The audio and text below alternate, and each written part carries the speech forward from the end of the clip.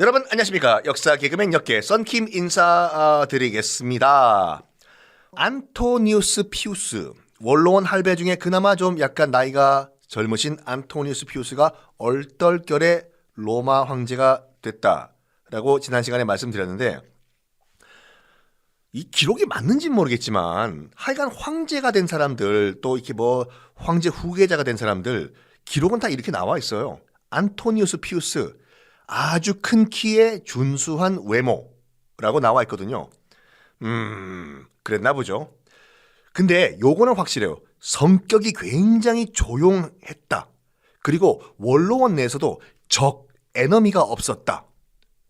그래가지고 아마 하드리아누스가 이 피우스를 다음 후계자로 찌뽕한 것 같아요. 일단 적이 없고 조용하고 무난하니까 튀면은 또 적이 생기지 않습니까? 그래서 그대로 그냥 로마를 있는 그대로 통치하라고 피우스를 지금 찌뽕한 것 같은데, 그냥 간단하게 말해서 그냥 행정관료 스타일이었어요.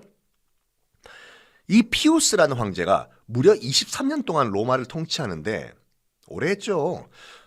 근데 왜 이 피우스라는 황제가 5명의 현명한 황제, 오현제 안에 들어가냐? 이런 말이 있거든요. 피우스 황제 때는 기록할 만한 역사가 없는 시대였다. 별 일이 없었어요, 진짜. 진짜로 제가 만드는 얘기가 아니라 피우스 황제 시대 때는요, 역사가 없는 로마 시대라고 기록이 돼 있어요. 그만큼 별일 없었어요, 진짜.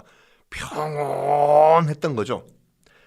별로 기록할 업적도 없고 큰일도 없고 그냥 평온한, 솔직히 말해서 그게 장땡이죠.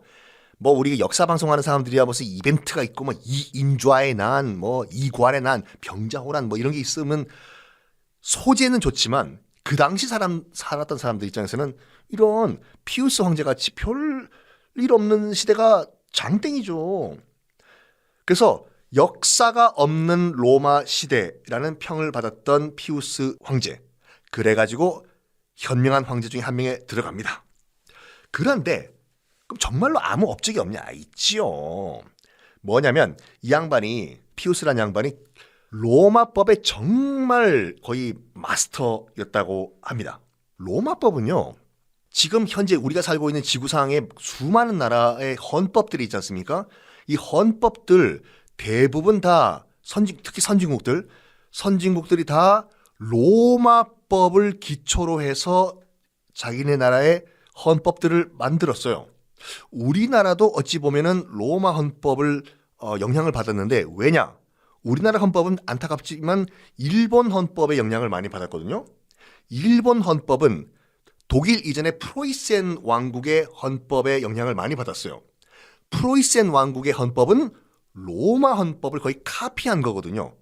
즉 로마, 프로이센, 일본, 한국, 대한민국 헌법도 로마 당시의 그 법의 영향을 받았는데, 이것을 최초라기보다 로마법이 지금 로마법으로 남아있도록 정비한 사람이 바로 피우스 황제였습니다. 그러니까 로마법의 기초를 다 닦았어요. 이 정도만 하더라도 뭐 오현제 안에 충분히 들어가죠. 다른 거 못해도 상관없어. 이거 여러분 알죠? 땅땅땅.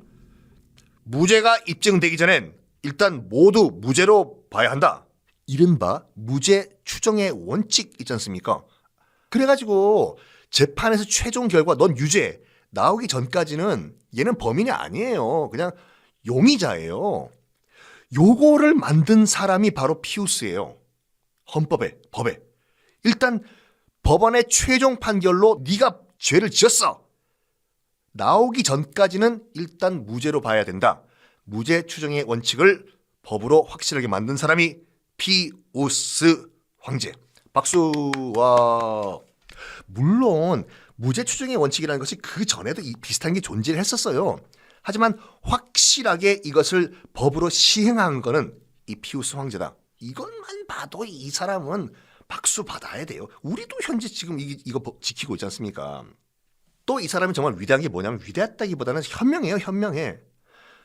원로원이랑 기억하시겠지만 기억 못하셔도 상관없어요. 다시 지금 말씀드리니까. 원로원이랑 그러니까 전임 황제 하드리아누스랑 서로 사이가 안 좋았잖아요. 그랬나? 왜 난 기억이 안 나지? 안 나도 상관없어요.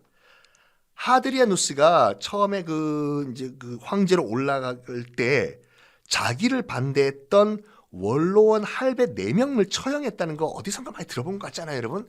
제가 뒤로 돌려보면 있어요, 여러분. 원로원 할배 4명 죽였다고 하드리아누스가. 원로원이 끝까지 하드리아누스한테 앙심을 품은 거예요. 저 인간은 우리 동료 최할배, 박할배, 남궁할배, 드디어 성 2자짜리 나왔다. 남궁할배 죽였어, 4명을. 우린 절대로 용서할 수 없어. 표는 안 내지만. 그래가지고 자기들이 그렇게 싫어했던 하드리아누스가 죽었지 않습니까? 죽자마자 뭘 하려고 하면, 야, 우리 원수 하드리아누스 죽었다. 예전에 우리 하드리아누스가 우리 동료 김할배, 최할배, 남궁할배 4명 죽였잖아. 복수다. 복수의 시간이야. 야, 그러면 어떻게 우리 복수하지? 야, 우리 로마 최고의 법 있잖아. 기록 말살형 하자. 하드리아누스. 기록 말살형 들어가면 왜 태어났니가 아니라 태어난 것 자체가 없어져 버려요. 모든 기록이 다 없어져 버리니까 주민등록 말소예요, 그냥. 그래. 우리 이제 하드리아누스 기록에서 지워버리자. 아이고, 동상도 다 파괴하고. 좋아. 아유, 이제 우리 남궁할배 원수 갚기 생겼네. 잠깐만, 우리 이제 한번 생각해봐요. 스탑. 누가 브레이크를 겁니다. 누구냐? 신임 황제 피우스가 스톱! 할배들 잠깐. 왜 신임 황제? 아니 그래도 우리 원수인데 복수는 좀 하게 해주시오. 신임 황제. 잠깐. 그럼 나도 황제 그만두겠어. 아니 왜 잘 취임해놓고 왜 그만둬? 그 전임 황제 하드리아누스가 황제의 자격이 없다면 신임 황제나 피우스도 황제의 자격이 없습니다. 왜냐? 전임 황제 하드리아누스가 나를 후계자로 지명을 했지 않습니까? 즉 전임 황제가 정통성이 없다면 나 또한 정통성이 없는 겁니다. 듣고 보니까 맞는 얘기거든. 이래서 말은요 논리적으로 해야 된다니까요. 빈틈이 없게. 반격을 못해 원로원이 맞는 말이거든. 그렇다. 그래서 넘어가요. 그래서 이 피우스의 논리적인 말 때문에 하드리아누스는 기록 말살형을 면합니다. 자, 23년이 지났어요. 아니, 성킴 너무한 거 아니야? 지금 취임시켜놓고 신임 황제 피우스 벌써 한 회에 그냥 죽여버려. 아까 말씀드렸지 않습니까? 이 피우스 황제 시대는요, 제가 한 말이 아니라 기록이 이렇게 남겨져 있어요. 역사가 없는 로마 시대.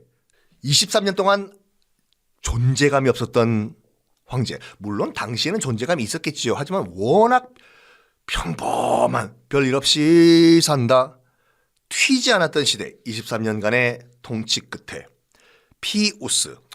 이거는 인정해줘야 돼요. 지금 현재의 로마 헌법을 다 그래도 재정비해서 이 헌법으로 만든 법률 전문가 인정해줘야 되고, 무죄 추정의 원칙, 이거를 오늘날까지 우리가 쓰도록 만들어준 황제 피우스 황제 브라보 요 라이프예요.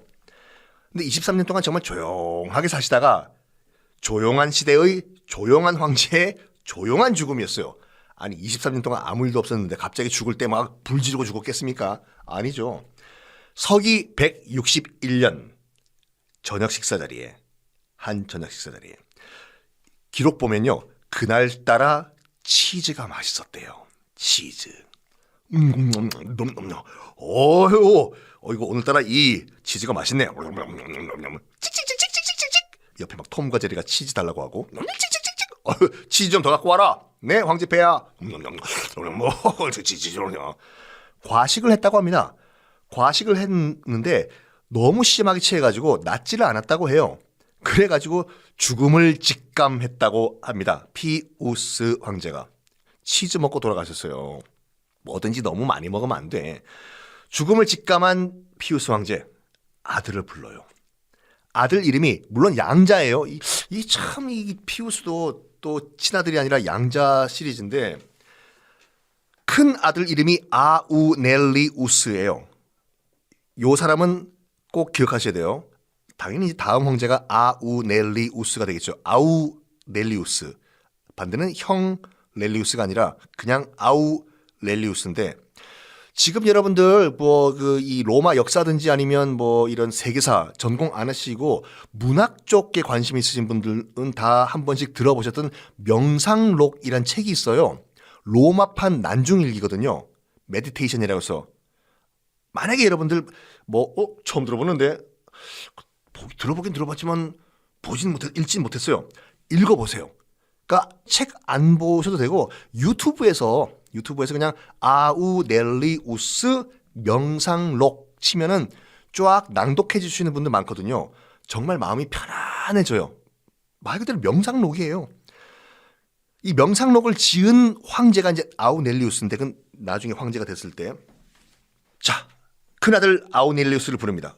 아들아, 네, 아빠, 황제폐하. 내가 아무리 봐도 곧 죽을 것 같아. 못 살 것 같으니까 이제 네 차례다. 이건 기록에 나와 있는 거예요. 이제는 아들아, 이제는 네 차례다. 나는 그 말을 남기고 이제 나 잘 테니까 모두 물러나라. 요 말을 남겼다고요. 아들아, 이젠 네 차례다. 이제 나 잘 테니까 모두 물러나라. 모두 물러난 다음에 그날 밤 잠을 자면서 조용히 사망을 합니다. 나이는 75세. 23년간 로마를 조용히 통치했던 황제는 사망을 합니다. 자, 그런데 신임 황제가 이제 그 큰아들인 아우넬리우스가 다음 황제가 이제 됐어요. 명상록을 지은 아우넬리우스가. 근데 이제 문제가 발생합니다. 뭐냐면 이 전임 황제인 피우스는 로마를 떠나지가 않았어요. 그냥 가만 별일 없이 산다. 23년 동안 한 번도 로마를 안 떠났어요. 피우스 황제가. 가만히 앉아 있어가지고 법 공부하고 책 보고. 근데 하드리아누스 그 앞에 황제는요. 여행 광이었잖아요. 여행을 떠나자.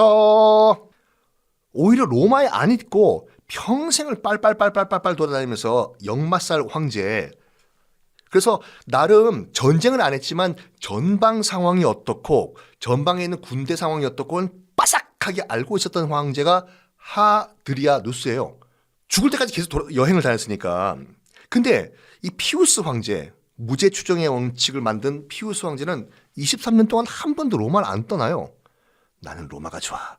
나는 방콕이 좋아. One night in Bangkok. 안 떠나. 그래서 원격 통치를 합니다. 로마에서. 폐하, 지금 저기 뭐 전선에서 무슨 이상이 있는 것 같습니다. 하드리아누스 같은 경우는 갔을걸요. 말 준비해라. 이 피우스 황제, 법을 좋아했던 피우스 황제는 폐하, 지금 전방에서 무슨 일이 일어났습니다. 리모컨 가져와. 리모컨. 뚜뚜뚜뚜뚜뚜뚜뚜. 원격 통치를 해요. 그 로마 방에서 앉아가지고 이렇게 하라고 전해라. 이런 식으로.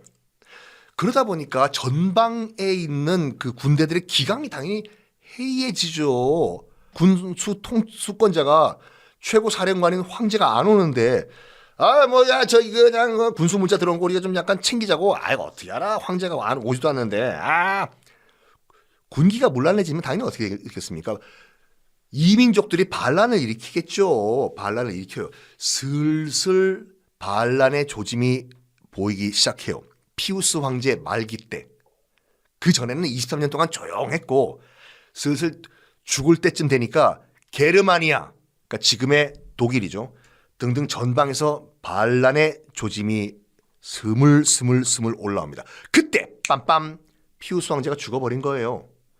그러면서 아우넬리우스라는 아들, 양자지만 큰아들이 신임 황제가 됐지 않습니까? 아우넬리우스가 굉장히 똑똑한 사람이었어요. 그러니까 명상록이라는 아직도 우리 교부 문고 문고에서 팔리고 있는 책을 쓴 사람, 살아있었으면 인세 어마무시하게 지금 돈 벌었을걸요. 그 책을 쓴 똑똑한 아우넬리우스가 딱 상황을 파악을 해요. 지금요. 아버지는 돌아가셨고 지금 23년 동안 정말 평온했던 로마 제국인데 지금 평온했다는 것의 부작용, 게르마니아, 독일 저쪽에서 지금 반란의 조짐이 스물스물 일어나고 있어. 나는 아무 경험이 없는 신임 황제야. 나 혼자 힘으로는 이 모든 상황을 다 정리를 못할 것 같아. 그러면서 이 아우넬리우스가 생각지도 못한 제안을 해요. 원로원에. 할배들, 아이고 우리 저기 젊은 새 황제 납셨습니까요? 왜요? 제 동생이 하나 있거든요. 알죠? 동생이 있다는 거. 루키우스라는 동생이 있었어요. 아우넬리우스가. 할배들, 아 왜요? 젊으신 신임 황제님. 지금 상황이 전방 상황도 안 좋다는 거 알고 계시죠? 뭐 아우토반 복스바겐 애들이 무슨 뭐 지금 반란 준비하고 있다는 거 들었습니다요. 저희도. 저는 경험이 없는 젊은 신임 황제입니다. 그래서 드리는 말씀인데요. 제 힘으로는 지금 국가의 위기를 혼자서는 다 컨트롤 못할 것 같습니다. 그래서 젊은 황제 양반 말하고 싶은 게 무슨 말이요? 그래서 말인데요. 제 동생 루키우스 공동 황제로 인정해 주십시오. What? 이거는 허를 찌르는 제안이었어요. 그러니까 황제 2명을 세우자 이거예요. 이거 보통 로마사 나오면요. 이 두 형제가 나오면 끝난 거예요. 드디어 로마사 디 엔드예요. 이 두 형제부터는 뭐냐? 로마는 어떻게 멸망했는가? 한순간에 와르르르 무너져요. 로마가. 조금만 더 버텨주시면 로마는 어떻게 역사에서 사라졌는가? 곧 나옵니다. 파이팅! 짜요! 여드름 짜요가 아니라 중국말로 파이팅이란 말이죠. 아우넬리우스, 명상록을 쓴 아우넬리우스가 드디어 신임 황제가 됐습니다. 전방에서는 아우토반 복스바겐 분데스리가 애들이 들끓어 올라오는 상황이었고 자기도 딱 판단한 거예요. 황제 혼자 하면 좋죠. 누가 권력을 나눠요. 역사적으로 권력은요 부자끼리도 안 나눈다니까요. 아버지와 아들, 특히 형제끼리는 절대로 권력을 안 나눴다니까요. 킬방원 봐봐요. 조선의 태종 이방원 왕자리 하나 넣고 형제들 다 죽인 거 봐요. 특히 형제들끼리 정말 치고받고 싸우거든요. 이 아우넬리우스가 그나마가 아니라 현명한 황제들에 들어가는 게 뭐냐면 물론 명상록을 쓴 것도 있지만 국가를 위해 가지고 정말 나라를 위해서 이 정말 나 혼자 내가 권력 잡아야지 내 거야 내 거 건드리지 마 이게 아니라 스스로 권력을 반띵해서 동생한테 나눠준 거예요. 나라 잘 한번 통치해보자 이런 식으로. 명분이 그러니까 원로원도 당연히 기말배 역사책 한번 봐봐. 이런 전례가 있나? 없는데? 없어? 이거 어쩌지 이거? 근데 명분은 맞는 말 아니야. 지금 뭐 전방 상황은 안 좋고 통치를 하기 위해 가지고는 권력을 두 개로 나눠 가지고 반대할 명분이 없네. 그렇지. 아따. 그러니까 이번은 한 번은 그냥 우리가 오케이 해드리자고. 이번에 설레 남기면 나중에 또 뭐 제2의 제3의 아우넬리우스가 나오겠지. 오케이. 전화 때려봐. 황제실에. 뚜뚜뚜뚜뚜 황제입니다. 여기 원로원 할배들인데요. 우리는 오케이 했습니다. 그냥 그 루키우스랑 아우넬리우스랑 그 두 분께서 그러면 공동 황제 하시오이. 전화 끊어. 뚜뚜뚜뚜. 로마 역사상 처음으로 공동 황제가 탄생을 합니다. 아우넬리우스 형, 루키우스 동생. 치면은요, 여러분 그 네이버 같은 검색창에 치면 두 형제 딱 나와요. 두 사람의 공동 황제라고 해서. 근데 현실적인 문제도 있었어요. 제가 젊은 황제라고 말씀드렸지만 취임했을 때 아우넬리우스가 나이가 41살이었어요. 그 정도는 젊은 거 아닌가? 요즘이야 젊지. 근데 동생 루키우스는 31살이었어요. 10살 차이. 그러니까 만약에 내가 전방에 가서 싸우다가 죽으면은 동생 네가 바로 그냥 후임자가 아니라 그냥 계속 황제 투비 컨티뉴 해라. 이런 포석까지 한 거예요. 똑똑한 친구야 아우넬리우스가. 자, 아우넬리우스와 루키우스. 정말 궁합이 잘 맞습니다. 둘이 같이 게르마니아에 가서 반란군도 진압을 하고 또 에스파냐, 지금의 스페인이죠. 그쪽에서도 반란군을 진압을 하고 형제는 정말 용감했어요. 쿵쿵짝, 쿵쿵짝, 쿵쿵짝 이런 식으로. 근데 문제가 뭐냐면 형제 애가 굉장히 돈독했어요. 형, 형은 너무 나이가 많으니까 41살이 많다고 아유 난 31살인데 형은 좀 가만히 있고 상대적으로 젊은 내가 좀 더 빨빨거리고 뛰어다닐게. 형 좀 쉬어. 이랴! 뜨그닥닥닥닥닥닥. 동생 루키우스가 진짜 노력을 많이 했습니다. 이 전방지역 안정화를 시키기 위해 가지고 과로를 해요. 과로를. 너무 과로를 해가지고 원정 갔다가 돌아오는 길에 루키우스가 기록에 따르면 뇌졸중으로 갑자기 죽어버려요. 급사 요절을 합니다. 38살이에요. 그러니까 황제가 된 다음에 거의 7, 8년 만에 죽어버린 거예요. 형이 굉장히 통곡을 하면서 슬퍼했다고 기록에 나와 있는. 당연하죠. 그렇게 쿵쿵짝 형님 먼저 아우 먼저 하면서 권력을 나눌 정도의 그런 우애를 갖고 있었던 형제 중에 동생이 형 가만히 앉아있어. 형은 나이가 많으니까 젊은 내가 대신 뛰어다니면서 이 반란군들을 진압할게 하다가 과로사에서 온 뇌졸중으로 죽어버리니 형이 얼마나 슬펐겠습니까? 그래서 이제 원정 중에 죽었지 않습니까? 동생이. 시신을 수습해가지고 일단 다시 로마로 돌아와요. 아우넬리우스가. 동생 어떻게 먼저 갈 수가 있나 동생.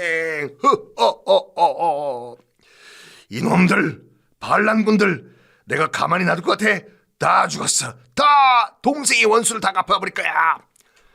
아우넬리우스가 로마로 돌아와서 동생 장례 치러준 다음에 군사를 다시 재정비하라. 네 황제폐하 다시 출격이다.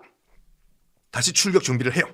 일단은 황제가 물러가니까 동생이 죽었던 말든 게르만족은 어떻게 생각하냐면 저거 이 두 형제가 말이야 싸움하다가 다시 로마로 튀네. 우리한테 겁먹었나 봐. 그렇지. 우리 게르만이 원래 나중에 보면 티거 탱크도 만들고 말이야 싸움을 잘하는 민족들이야. 그렇지. 야 이번 기회에 확실히 저 이탈리아 애들 콧대를 한번 확실히 꺾어볼까? 야 너 반말했냐?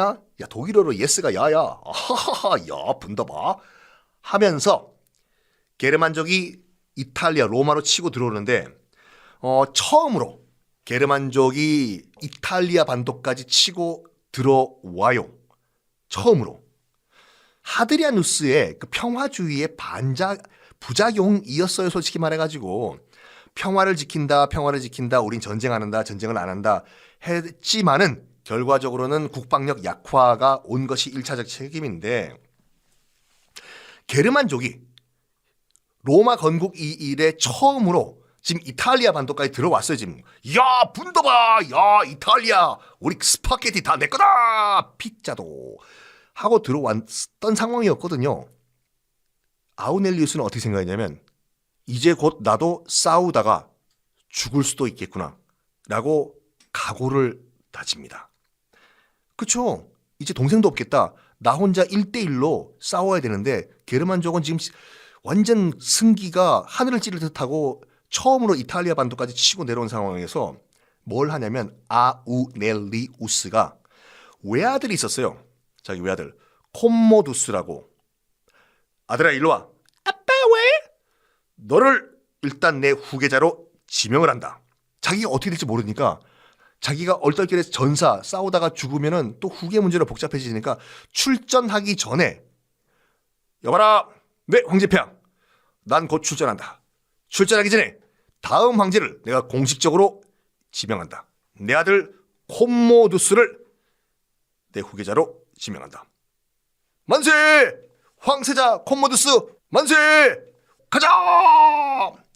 그래가지고 게르만족과 치열한 전투를 벌입니다. 아우넬리우스가. 그래서 이탈리아 반도까지 치어 내려왔던 이 아우토반 복스바겐 애들을 다시 밀어내요. 밀어내서 지금 어디까지 밀고 올라가냐면 현재의 오스트리아 비엔나까지 다시 몰아냅니다. 여기가 앞으로 2000년 후에 비엔나 커피와 비엔나 소시지가 유명할 그런 동네가? 네, 아직은 그건 아니고 아직은 허벌판입니다. 그래? 어쨌든 간에 오스트리아 지방, 그 지금의 비엔나 딱 거기에요. 비엔나에서 게르만 반란군들과 아우넬리우스의 로마 정예군 치열하게 전투를 벌입니다. 칭칭칭 팡팡팡. 다시 한번 말씀드리지만 그때는 아무것도 없는 허허벌판이에요. 오스트리아도 여러분 게르만족인 거 아시죠? 오스트리아도 독일어 쓰잖아요. 아니 히틀러가 오스트리아 사람이라니까요. 그러니까 오스트리아와 독일은 같은 민족, 같은 언어, 같은 문화 역사예요. 그래서 히틀러가 나치당을 세우고 이 독일 집권을 한 다음에 제일 먼저 한 게 뭐냐면 자기가 고향이 오스트리아니까 고향 오스트리아를 독일과 합병시켜 버린 거지 않습니까? 기본적으로 같은 민족, 같은 역사니까. 물론 뭐 오스트리아에서도 이제 반대가 많았어요. 그 당시 히틀러가 이제 오스트리아를 강제 이제 병합을 할 때 오스트리아 이제 군 장성들도 아무리 뭐 같은 말을 쓰고 같은 민족이지만 독일이 우리 오스트리아를 꿀꺽하는 거 이거 있을 수가 없다라고 해서 이제 반발을 하는 걸 그린 영화가 사운드 오브 뮤직이에요. 도레미 도레미 도도도도도레미. 자세한 얘기는 그 영화를 보세요. 하여간 오스트리아. 지금은 오스트리아가 정말 비엔나 보면 아주 훌륭한 건물도 많았지만 이때는 그냥 허벌판이에요. 전투장. 아우넬리우스도 그 당시 비엔나에서 게르만족과 치열하게 싸우다가 전염병에 걸려 버립니다. 싸우다가. 이 오스트리아 비엔나에서요. 게르만족과 싸우면서 전장에서 쓴 것이 명상록이에요. 그러니까 제가 말씀드린 것이 로마판 난중일기거든요. 치열하게 낮에는 막 칭칭 죽이고 싸우고 아우넬리우스가 죽어라 피, 내 목, 아이고 내 다리, 싸우고 난 다음에 피 씻고 샤워한 다음에 밤에 돌아와서 자기 병령 천막 안에서 쓴 것이 명상록이에요. 나는 오늘 누굴 죽였다. 정말 마음이 아프다. 내일은 또 얼마나 많은 살생을 또 내가 해야 될 것인가. 달이 밝다. 별이 빛나는 밤에 또도도도도 디기딩 딱딱 이렇게 밤에 병령에서 쓴 게 명상록 메디테이션이거든요. 나중에 시간 되면 꼭 한번 읽어보세요. 병령에서 비엔나 전선에서 아우넬리우스도 병에 걸려가지고 객사를 합니다. 서기 180년 현재의 비엔나에서 죽어요. 죽기 전에 마지막에 유언이 이거였다고 하죠. 이제 새롭게 떠오르는 태양에게 로마는 가라. 나 아우넬리우스의 태양은 이제 지고 있다. 이거예요. 아우넬리우스가 5명의 황제 5현제 중에 한 명으로 이제 평가받는 이유가 뭐냐면 철학 황제가 공식적인 별명이에요. 별칭.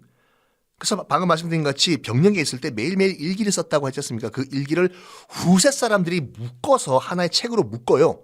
그래가지고 만든 것이 명상록이거든요. 아우넬리우스는 처음에 그 병령 천막에서 내가 명상록을 써가지고 인쇄를 받아가지고 재벌 내야지 이렇게 쓴 게 아니라 끄적끄적 그냥 그날의 일기 오늘 날씨 맑음 이렇게 쓴 거를 나중에 후세 사람들이 책으로 묶어서 만든 게 메디테이션 명상록인데 죽을 때도 참 철학의 황제처럼 죽습니다. 자기의 죽음을 또 감지했다고 해요. 로마 황제들은 뭐 자기 죽음을 다 감지하나? 그게 아니라 사람들은 정말로 죽을 때 자기 죽는 거 안다고 해요. 하여간 아우넬리우스도 자기가 죽는다는 걸 느꼈습니다. 그러면서 뭐 하냐면 깨끗하게 죽어야 되겠다라고 하면서 5일 동안 금식을 해요. 밥을 안 먹어요. 그리고 6일째 되는 날 전 로마 군대를 집합시킵니다. 자기 병령 앞에.